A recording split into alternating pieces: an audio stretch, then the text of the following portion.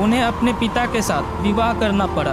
उसके बाद ब्रह्मा और सरस्वती करीब 100 वर्षों तक एक जंगल में पति पत्नी की तरह रहे। इन दोनों का एक पुत्र भी हुआ जिनका नाम स्वयंभू मनु रखा गया था। वही इसके विपरीत कथा मत्स्य पुराण के अनुसार ब्रह्मा के 5 सिर थे। कहा जाता है ब्रह्मा ने सृष्टि की रचना की तो वही समस्त ब्रह्मांड में अकेले थे। ऐसे में उन्होंने अपने मुख से सरस्वती, सांध्य, ब्राह्मी को उत्पन्न किया गया। ब्रह्मा अपनी ही बनाई रचना सरस्वती के प्रति आकर्षित होने लगे और लगातार उन पर अपनी दृष्टि डाले रखते थे। ब्रह्मा की दृष्टि से बचने के लिए सरस्वती चारों दिशाओं में छिपती रही, लेकिन वह उनसे नहीं बच पाई। इसलिए सरस्वती आकाश में जाकर छिप गई।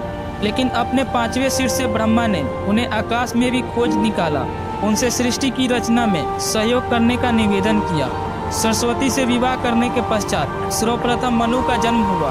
ब्रह्मा और सरस्वती की यह संतान मनु को पृथ्वी पर जन्म लेने वाला पहला मानव कहा जाता है। इसके अलावा मनु को वेदों, सनातन धर्म और संस्कृत समेत समस्त भाषाओं का जनक भी कहा जाता है। प्रजापति ब्रह्मा का अपनी ही पुत्री के प्रति आकर्षित होना और उनके साथ संभोग करना अन्य सभी देवताओं की नज़रों में अपराध था।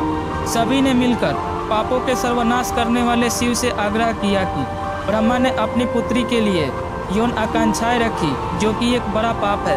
ब्रह्मा को उनके किए का फल मिलना ही चाहिए। क्रोध में आकर शिव ने के 5वें सिर को उनके धड़ से अलग कर दिया था। वही शिव पुराण के अनुसार ब्रह्मा के सर्वप्रथम 5 सिर थे, लेकिन जब अपने 5वें मुख से उन्होंने सरस्वती, जो कि उनकी पुत्री थी, वह उनके साथ संबंध बनाने के लिए कहा तो क्रोधावश सरस्वती ने उनसे कहा कि तुम्हारा यह मुख हमेशा अपवित्र बातें ही करता रहता है, जिसकी वजह से आप भी विपरीत सोचते रहते हैं। इसी घटना के बाद एक बार भगवान शिव अपनी अर्धांगिनी पार्वती को ढूंढते हुए ब्रह्मा के पास पहुंचे तो 5वें सिर को छोड़कर उनके अन्य मुखों ने अभिवादन किया, जबकि 5वें मुख ने अमंगल आवाजें निकालनी शुरू कर दी। इसी कारणवश क्रोध में आकर शिव ने ब्रह्मा के 5वें सिर को उनके धड़ से अलग कर दिया।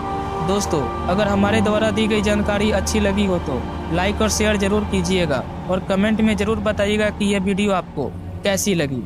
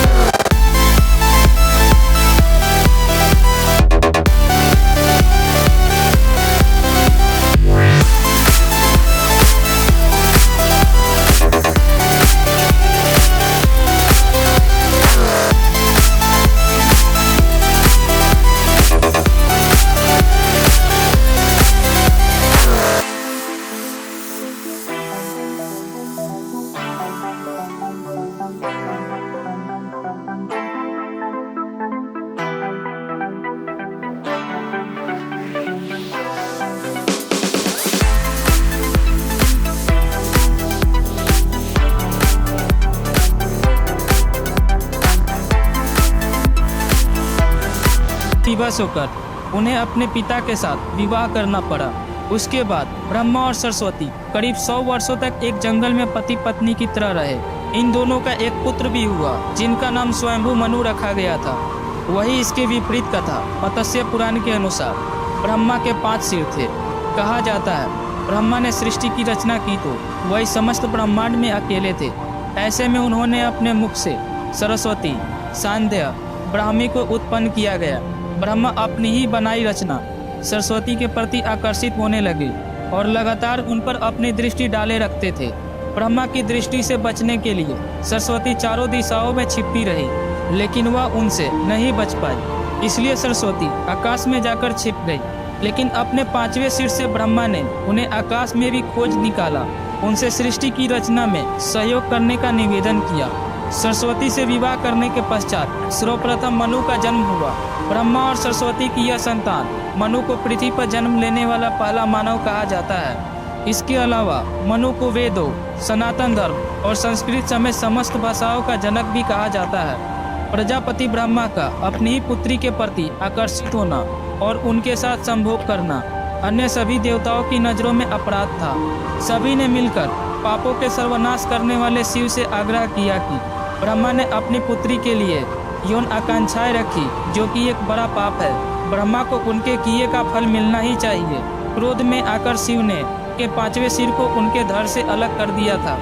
वही शिव पुराण के अनुसार ब्रह्मा के सर्वप्रथम 5 सिर थे, लेकिन जब अपने 5वें मुख से उन्होंने सरस्वती, जो कि उनकी पुत्री थी, वह उनके साथ संबंध बनाने के लिए कहा तो क्रोधावश सरस्वती ने उनसे कहा कि तुम्हारा यह मुख हमेशा अपवित्र बातें ही करता रहता है, जिसकी वजह से आप भी विपरीत सोचते रहते हैं। इसी घटना के बाद एक बार भगवान शिव अपनी अर्धांगिनी पार्वती को ढूंढते हुए ब्रह्मा के पास पहुंचे तो 5वें सिर को छोड़कर उनके अन्य मुखों ने अभिवादन किया, जबकि 5वें मुख ने अमंगल आवाजें निकालनी शुरू कर दी। इसी कारणवश क्रोध में आकर शिव ने ब्रह्मा के 5वें सिर को उनके धड़ से अलग कर दिया।